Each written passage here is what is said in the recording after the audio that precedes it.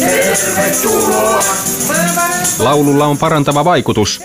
Näin ainakin uskoo Helsingin terveydenhuoltopiiri, joka yhteistyössä esiintyvien taiteilijoiden liiton kanssa tuo hieman toisenlaisen sairaalakokemuksen potilailleen Helsingin, Espoon ja Vantaan hoitolaitoksissa. Tämä on unohdettu muoto jo aikanaan, ennen kuin mitään lassareita tai pillereitä tai mitään nappeja oli keksitty, niin ihminenhän parasi toista laululla. Et katso muhun, tyhjään tuijotat, hei mä vetoan suhun, mitä sä murjotat.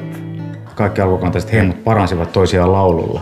Ei sitä kukaan enää tänä päivänä tee, niin mä haluan jatkaa sitä perinnettä, koska mä uskon siihen. Sä loit nahkasi taas kuin lisko kuuman aavikon. Kokeiluluontoisessa yhteistyössä muun muassa ensiapuklinikoilla kuullaan nyt normaalin keskustelun sorinan ja sairaalakuulutusten lisäksi myös balladeja, iskelmiä ja miksei myös hieman rockiakin.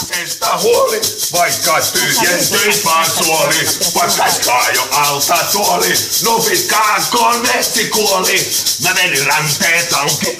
Semmoista hyvää energiaa, että voimaa. Mulla on semmoinen linja, että ei kaunistella asioita, mutta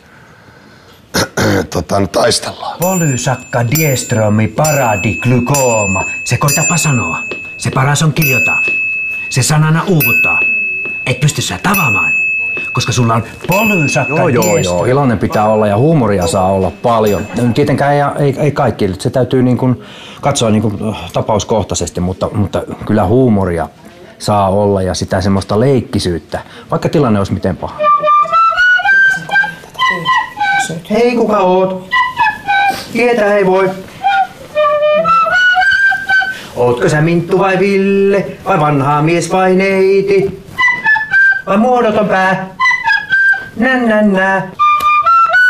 No ainakin mä haluan uskoa niin, että huumoria auttaa potilaita. Tietenkään kaikki ei pysty leikkimään, koska puuttuu jotain osia tai...